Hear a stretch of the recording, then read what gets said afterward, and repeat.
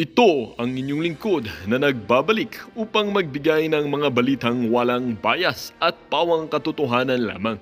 Ito ang Bayang Pinas. Ang isyuang ito ay naging usap-usapan sa buong bansa at iba't ibang social media platforms. Anak ni Senator Amy na si Governor Matthew Manotoc, sinunggaban ang uncle niyang nitong si Presidente Kuting ng Norte. Ito namang si unang ginang na si Lizatanas Mags hindi nakapagtiis at tumakas ng bansa. Dito nga natin mapakita mga kaibigan na hindi na talaga applicable sa ating bansa orang kasabihan na blood is thicker than water, especially kapag nandyan ka na sa politika. Katulad na lamang nitong mag-ama or mag-ina na ito na si Governor Matthew Manotoc at itong si Senatora Amy ay tila ba hindi na talaga natutuwa sa ginagawa nitong si Presidente Kuting ng Norte dito sa kanilang bansa at sa kanyang administrasyon dahil nga umano ay nagpapakontrol siya dito sa mga kaaliyansa niya. Isa na nga rito si Lizatanas Mags na kanyang asawa at pati na rin ang kanyang pinsan na itong si House Speaker Tambaloslos Romualdez, kung saan mga kaibigan na imbis na siya ang nagdedesisyon para sa kinabukasan ng ating bansa ay tila ba kinokontrol siya ng mga ito at sinasabing hindi talaga. At dito nga natin makikita na hindi talaga pwede maging presidente itong si Kuting dahil sa kanyang leadership na hindi maintindihan at nagpapakontrol. Ang isang tunay na leader ay may paninindigan at may integridad at kayang ikontrol ang kanyang nasasakupan. Ngunit samantalang itong si Kuting na ito ay talagang imbis na siya ang nagkokontrol ay siya ang kinokontrol. Kumbaga para na siyang puppet nitong kanyang mga tauhan na imbis na kanyang inuutusan ay siya ang inuutusan. Well, para nga sa kabuang detalye ay panoorin ang buong video at salamat na rin sa ating mga solid viewers sa walang sawang pagsuporta. At kung bago ka naman sa ating channel ay syempre huwag kakalimutang mag-subscribe. Pindutin na rin ang notification bell at piliin ang all upang laging maging updated sa mga balitang bago, totoo at walang bias dito sa channel ng Bayan, ang Bayang Pinas. Huwag din pong kakalimutang mag-iwan ng like at i-share ang ating mga videos. Muli po, patuloy po nating ipanalangin ang ating bansa upang kontrahin at upang labanan itong mga political itong mga government officials natin o mga liderato natin na sana bigyan sila ng karunungan at katalinuhan upang pagsilbihan ang ating bansa at tayong mga mamamayan. Muli po, maraming salamat.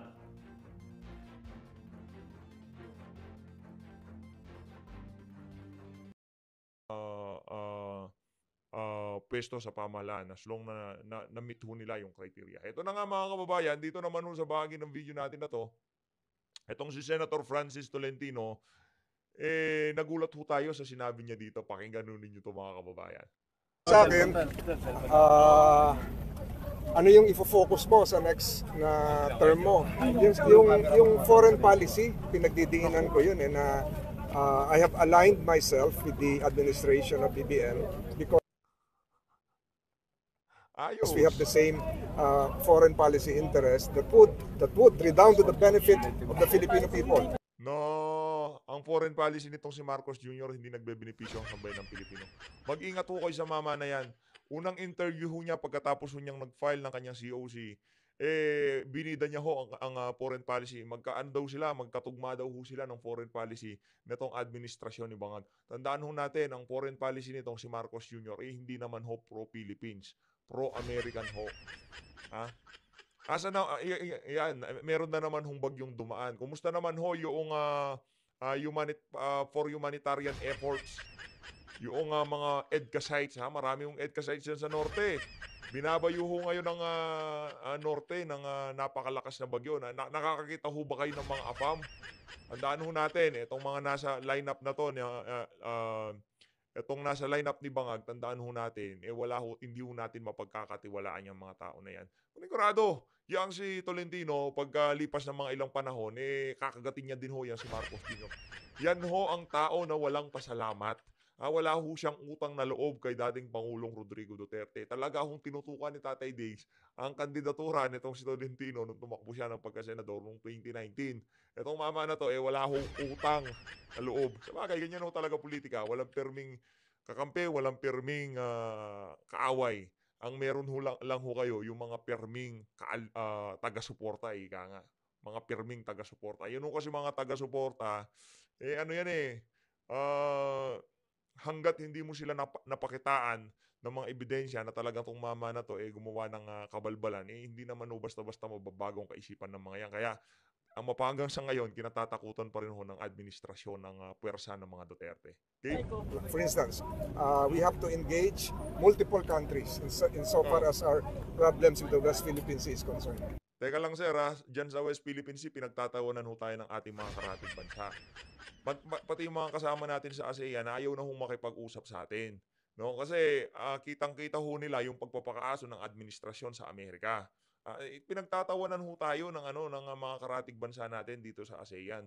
Ang gusto ng ASEAN, i-resolbahin ang issue dyan, ang mga dispute dyan sa West Philippine Sea, kasi hindi lang naman ho Pilipinas at China ang may dispute dyan. Nandyan ang Vietnam, nandyan ang Malaysia, nandyan ang Indonesia. Marami hong iba't ibang mga bansa ang merong claim dyan sa West Philippine Sea. At kung tawagin natin West Philippine Sea, sa iba't ibang mga bansa, meron hong tawag dyan sa lugar na yan. Kaya wag ho tayong magpabudol dito sa mga bata na to ni Tambaluslos. Tuloy. It's not just one country, and we have to engage them diplomatically to achieve likewise our economic objectives, among others. So, yun. And as a lawyer, Economic objectives to. Nag-aalisan nga ho yung mga dayuhang mamumunan dahil napakaraming mga bagay sa ating bansa na hindi ho natin mawari kung sa mga susunod na araw, susunod na linggo, susunod na buwan, kung anong mangyayari dyan sa usapin ng West Philippine Sea dahil sa palpak na pagtugon ng administrasyon itong si Marcos Jr. dyan sa mga issue sa West Philippine Sea. as a lawyer and as your majority leader, I think we've been in sync with what the current administration has been doing, especially. Kailangan kasi aso ka Kailangan mo makipag-sync. Kailangan mo makitono, ika nga, dito sa administrasyon kung anong gusto nilang gawin. Sinali ka sa alyansa Loko-loko ka ba? Sa lahat ng politiko na nakikita nyo ngayong mga panahon na to, isa ho yung si Tolentino sa hindi nyo pwedeng pagkatiwalaan. Ngayon pa lang ho mga kababayan, unyango pa sa tukuyan. Their it's 8-point economic agenda. Senator, kamusta po yung paghain ng COC ngayon? Okay naman, seamless, mabilis.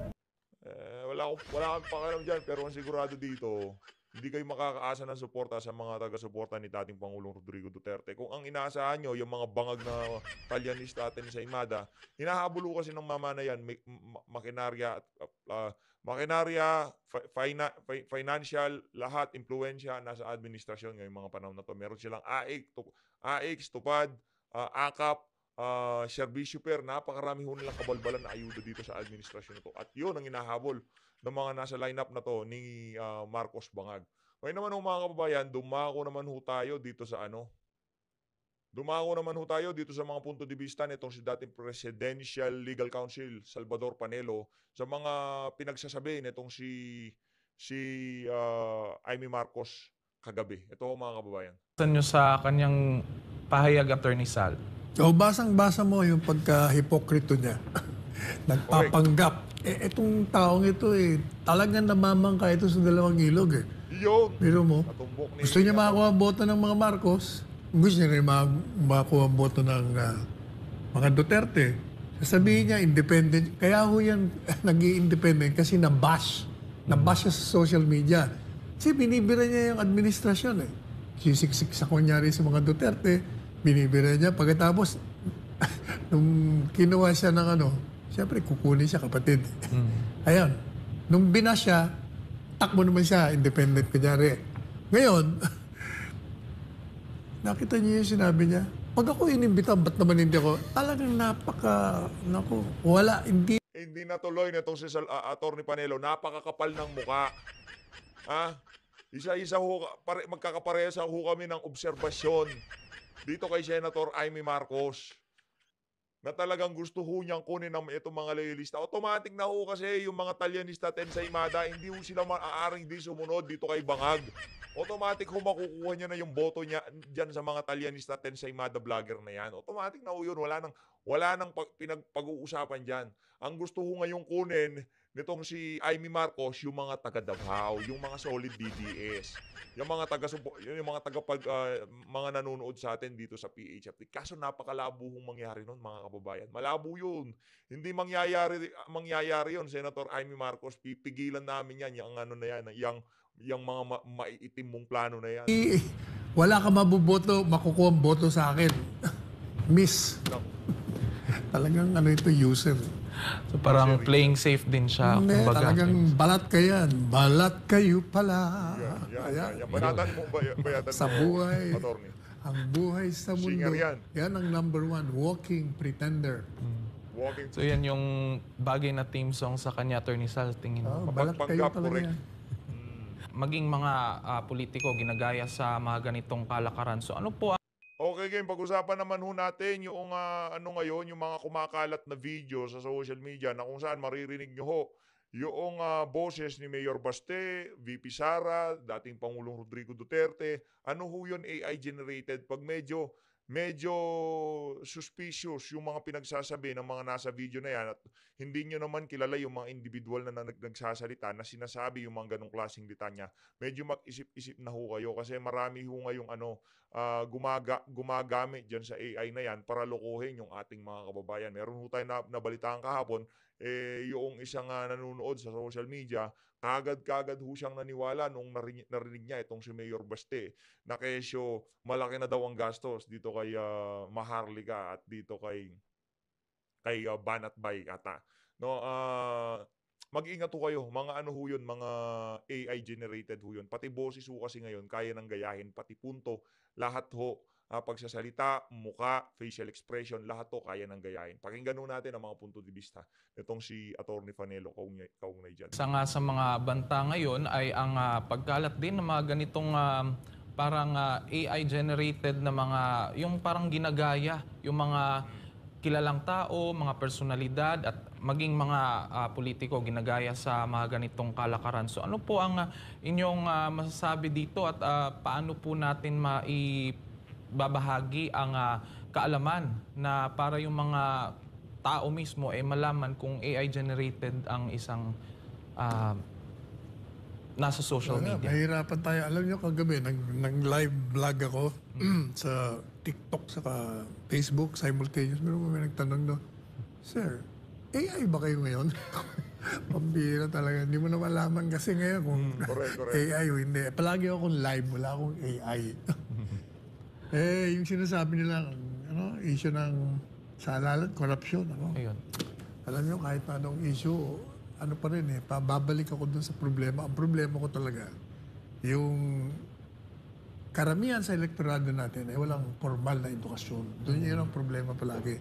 Kaya bukas ito sa impluensya, bukas ito sa takutan, bukas din ito sa bilihan, bukas ito sa pambobola ng mga nasa stage. Yan ang aking problema. Kaya ayoko muna. Gusto ko muna i-educate yung buong Pilipino. Correct. Number one. Yun, pagdating ho doon sa aspeto na yon, totoo naman ho na nakukuha sa ayuda, nakukuha sa suhol, dahil hindi ho educated yung ating mga kababayan. Ang bilis ho nilang maloko, no? Kaya naman na yun ho talaga, number one ho yung education. Kaya yung advokasya nitong si Vice President Sara Duterte, napakahalaga ho nun na i-educate yung ating mga kababayan para hindi ho sila basta-basta maloko nitong mga politiko na to. Ngayon ho mga kababayan, dumako naman ho tayo dito sa anak nitong si Senator Amy. Pakinggan ho natin dito sa isang napakalupit na content creator sa YouTube. O pakinggan natin itong si Pinas News Insider ha. Pakinggan natin. Pinas News Insider ho ito. Game. Yun, trending at muling pinag-uusapan ngayon sa mundo ng social media. Ang di umano'y balitang Anak ni Senator Amy Marcos sa Naku. taong bayan tila pumutok na sa galit. hindi man Naku po. direktang pinangalanan, ngunit tila sa pool sa katotohanan. Ang mga di umano'y buhayang mambabatas at ang administrasyon ngayon. Pero bago ang lahat, kung bago ka pa lamang sa aming channel, please huwag kalimutang mag-like, subscribe at i-click ang notification bell para mas maging updated ka pa lalo sa lahat pa ng bagong video, na i-upload namin. At eto Game, na game, nga game. mga kababayan. Sabi nga ng ilan sa ating mga kababayan, si Senator Amy Marcos na lamang ang natatanging kasagutan para maiwasan pa ang posibilidad na magkagulo sa ating bansa dahil tila naiipit ngayon sa dalawang nag-uumpugang bato. Si Senador Amy Marcos, ang kapakanan ba ng taong bayan o kapakanan ng kanyang kapatid? Dahil alam naman natin ang nangyayaring tensyon ngayon sa loob ng politika. Ayon nga sa ilan nating mga kababayan, huwag na lang nilang hintayin na tuluyan pang magalit ang masang Pilipino dahil sa matinding pag-aambisyon ng ibang politiko na namumuno sa bansa. Kung tunay na may malasakit sa bansa, si Senator Amy Marcos ay dapat nga raw na unahin niyang kapakanan ng ating bayan nang matapos na nga rin ang problema na kinakaharap ng publiko. Yun nga ang problema doon di ba? Ang issue natin dito kay Senator Amy Marcos, ang ginagawa ho ng Ali hindi naman para sa kapakanan ng sambayanan. Ang ginagawa ho niya, ayaw lang ho niyang magkaroon ng away. Gusto niya, bati-bati na lang. Ay mali. Gusto niya magkaayos na lang. Gusto niya maging okay na lang, wala nang gulo. Yun nung gusto nitong si Senator Amy Marcos. Which is hindi pwedeng mangyari ho yung okay-okay na lang, goods na lang lahat. Di ho pwede yun. Kasi pagka hindi ka nagsalita at nakikita mong puro kabalbalan na nangyayari sa administrasyon ng kapatid mo, meron ho tayong problema dyan, manang. Diba? Doon sa video ho natin kahapon, talagang pinino ho natin yung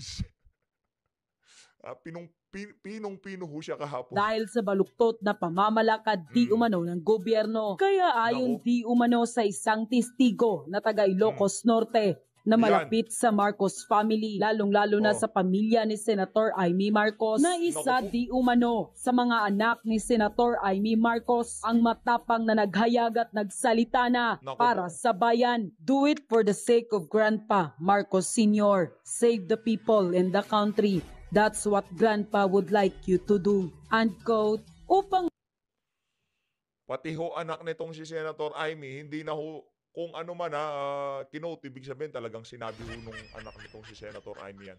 Malamang pati yung mga anak ni Senator Amy Marcos hindi na ho natutuwa sa kanilang tito, sa kanilang uncle. Hindi na ho natutuwa itong ano na to, itong mga anak nitong si Senator Amy Marcos. Sino ba namang matutuwa dito sa mama na to? Nakita nyo naman ho kung anong ginawa sa Pilipinas. Talagang ginuluho nitong si Marcos Bangag. Kaya naman Senator Amy, pakinggan mo yung mga anak mo. Gawin mo para sa ama mo. Kung meron ka pang natitirang pagmamahal sa bayan, una sa bayan, sa sambayan ng Pilipino, pangalawa na lang sa ama mo. Kasi pagka pumasok kayo sa serbisyo publiko, diyan sa gobyerno, priority nyo ho dyan dahil nag-oath kayo ang sambayanan, kapakanan ng bawat Pilipino na bumoto sa inyo. Ngayon kung ayaw nyo yung responsibilidad na yun, simple lang, huwag ho kayong tumakbo. matapos ng araw ang maling pamamalakad bago pa tuluyang bumagsak. Alam naman natin na kung mayroong kaguluhan, dapat may pumagitna para matigil ang gulo dahil ang taong bayan ang lubos na naaapektuhan. Kung walang pagkakaisa sa pamamalakad ng bansa, patuloy tayong lalagapak. Nang lumabas ang balitang ito, ay hindi naman mapigilan ng marami sa ating mga kababayan ang madismaya at magbigay ng kanilang mga hinaing at komento sa mundo ng social media. At ayon pa sa kanila, mahirap talaga pag ang nakapwesto ang mga taga-norte masyadong duhapang sa posisyon. Ayaw nang bumitaw kahit ayaw na ng taong bayan sa kanila. Yun yung sentimiento ho ninyo, mga kababayan, hindi ho kayo nag-iisa. Maging tayo dito sa PH Update, maging dito sa iba't ibang mga YouTube channel, magka-iisa ho ang ating sentimiento, pati yung mga meron sa ibang website, iisa ho ang ating sentimiento. Pagka Marcos ang naupo, perwisyo sigurado sa bayan. Kaya mag-ingat ho kayo sa senatorial slate ng administrasyon na to. Kung meron man hong senatorial slate na merong tunay na pagmamalasakit sa sambayan ng Pilipino, walang iba yan, kundi yung senatorial slate nitong si dating Pangulo Rodrigo Duterte. Tapos. Puro mapagsamantala sa kaban ng bayan. Kaya tayo hindi umuunlad dahil tayong mga Pilipino ang nagtatalo-talo. Parang hindi kayo mga Pilipino. Kaya tayo pinagtatawanan ng mga ibang dayuhan dahil tayo mismo hindi nagkakasundo. Imbis na tayo ay magtulungan, nagkawatak-watak pa tayo. Kailangan niyang Yun nga, yun pa ang isang issue eh. Nagtulungan, nag-unity team, lahat ng malalaking political family nung last election ay nagsama-sama. No, ngayon ang nangyari dito nang dahil sa walang yang politika na yan at kasakiman sa pera ang nagtagumpay, winasak ho nila kasi unity unity team na nga na kinampanya na nga natin to si Bangag, di ba? Kaso ang problema ho dito, etong administrasyon na to, sila ho ang unang nagpakita ng kabalbalan, hindi ho ang mga Duterte.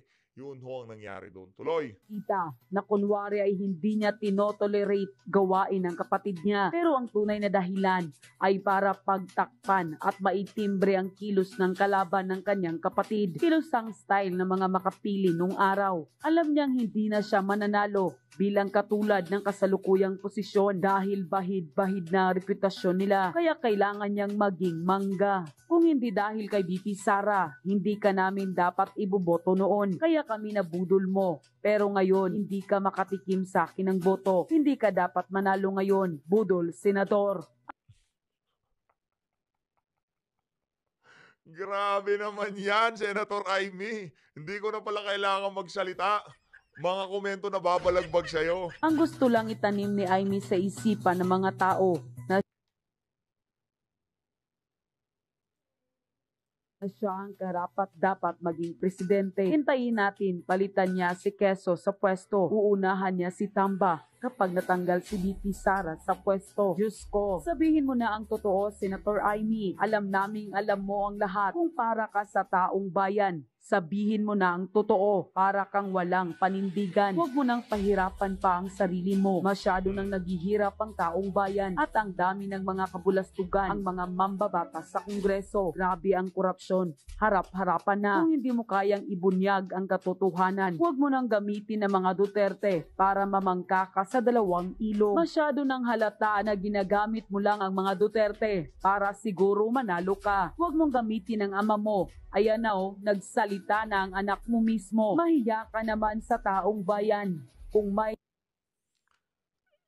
ewan ho natin kung meron pang gano'n na. Yung panawagan na yan, di ho natin maintindihan kung itong si Senator Amy Marcos, meron pa ho ba siya noong kung tawagin hiya. Yung prinsipyo at paninindigan, medyo ano ho yun nasa taas pa yun. Hiya, prinsipyo at paninindigan. Hindi ho natin malaman kasi pagdating doon sa mga yun, wala ho siya hiya pa ho kaya, makakakita pa ho kaya tayo ng hiya dito sa ali na to. ay hiya ka pa. Unquote. Ito, pakinggan naman ho natin. Itong si General Macanas, General Viewpoint. Suportahan din ho natin. Araw mga kaibigan. Game.